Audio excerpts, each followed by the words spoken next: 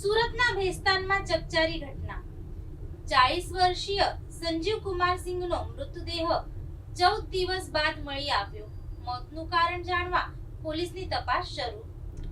સુરતના ભેસ્તાન વિસ્તારમાંથી ચોંકાવનારો બનાવ સામે આવ્યો છે.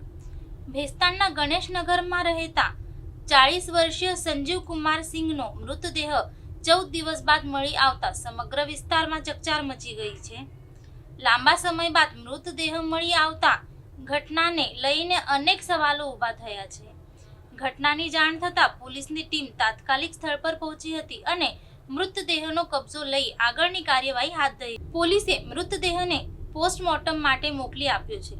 પ્રાથમિક તપાસ બાદ મોતનું ચોક્કસ કારણ જાણવા માટે વધુ તપાસ હાથ ધરવામાં આવી રહી છે. સંજીવ કુમાર સિંહના મોત પાછળ કોઈ રહસ્ય છે કે કેમ તે દિશામાં પણ પોલીસ તપાસ કરી રહી છે.